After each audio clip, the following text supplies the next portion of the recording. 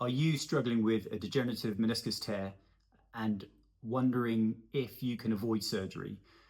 You're not alone, and the answer to that question is yes, you can in many cases avoid surgery with the correct rehabilitation, the correct approach, and being the correct type of patient.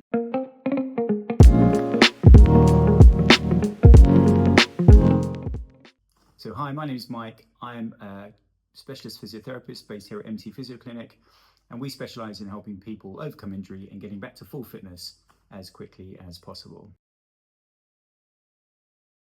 There are two types of meniscus tears. Very simply, the meniscus is the cartilage that lines the top of the knee. It provides the lubrication, the shock absorption, and the congruence of the joint. So it helps it move quite nicely, and it's also a shock absorber. So there are two types of injury. We're focusing on the degenerative tear. Now, this is a tear that happens to people predominantly over the age of 50, and it's not a traumatic injury, so it generally is an injury that occurs slowly over time, almost like a repetitive strain, dripping tap scenario. You get a few little cracks in the top of the meniscus, and eventually they develop into tears, which cause inflammation, pain, reduced range of motion, and reduced function. The other type of injury, which we're not talking about today, is an acute meniscus tear, and they happen generally in the younger population groups, generally with a twist, and they create a traumatic experience, and they often lead to locking and giving way of the knee. The answer is yes. In many cases, people can recover without the need of going under the surgeon's knife and go on to lead a full and healthy, pain-free existence with a degenerative meniscus tear. So the reason that can be the case is that most degenerative meniscus tears are smaller in nature. They don't lead to mechanical symptoms such as locking of the knee or giving way of the knee, and that's quite crucial. Whereas the more traumatic, bigger tears, they tend to lead to issues such as locking, where the cartilage, the meniscus actually gets in the way of the structure of the joint, or also they give way, so they don't lock into place nicely because there's a big tear. So we're already at an advantage here that the degenerative meniscus tears tend to be smaller, and they tend to be mechanically not as influential on the joint as a whole. They still provide the same pain and discomfort and reduced range of motion. But this crucial difference enables us as physiotherapists and you as the patient to take control of the degenerative meniscus, can't say that word properly, and implement strategies which you implement at the correct phase of your recovery in order to achieve the maximum outcome. So how can physiotherapy help you recover from this tear, this injury? Well, it's quite simple really, in that we implement some specific exercises to address all the impacts of the tear itself. So these will typically be a reduced range of motion, there'll be lots of pain in the early stages, there'll be a fair amount of swelling at times as well, and that then leads in a kick-on effect to reduced proprioception, so the function of the knee declines, and your muscles that support the knee, in your knee, your hip, in some cases your core and your feet, can then become deconditioned without us even realizing it. So physiotherapy can help direct your recovery by placing you in the correct rehab plan for the correct stage of your recovery. So we look at restoration of range of motion, we look at managing your pain, your swelling, and we also then look at improving those things that might have declined as you've been in pain over a period of time. So with these tears that happen slowly over time, and they happen to predominantly people over the age of 50, that's important to remember, your body tends to adapt and get better over time if you're following a specific rehab plan.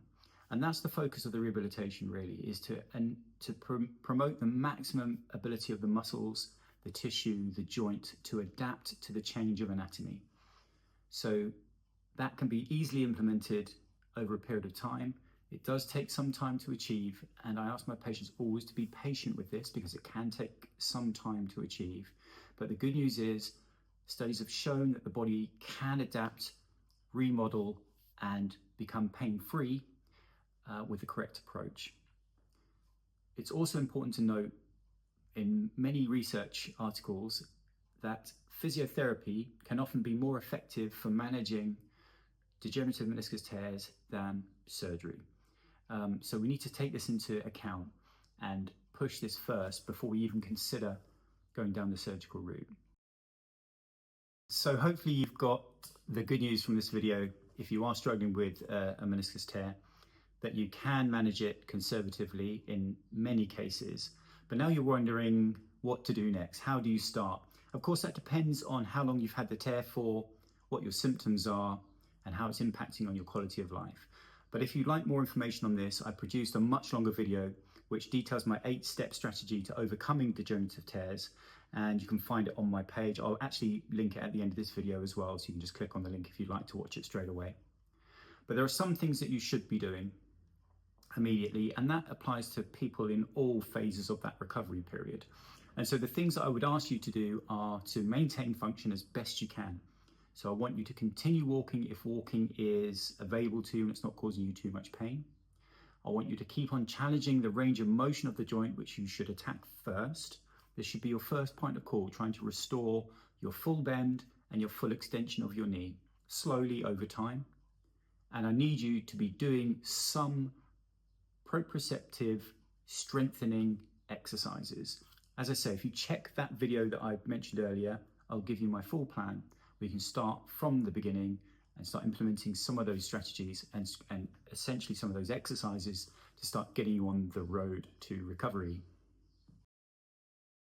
So that was the good news, but let's talk about when surgery may be indicated. So there are several rationales or presentations of degenerative meniscus tear that may go on to need surgical intervention. And I just say may because I've treated patients that have had some of these presentations that have rehabbed their knees successfully with my intervention. So the things to look out for and may make you more predisposed to needing surgery are the following. If the knee locks or gives way, if there's a mechanical change to the function of the joint, this may mean that the tear itself is more influential on the joint itself, and this may mean that you go on to need surgical intervention and surgical help.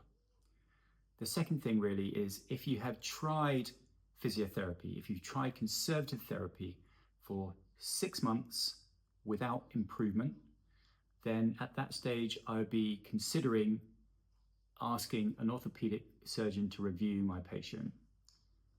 However, there's a caveat to that. So we're looking at the key sentence there was if there is no improvement, because often we see with degenerative tears and the management and rehab of those, they can often take a year or more.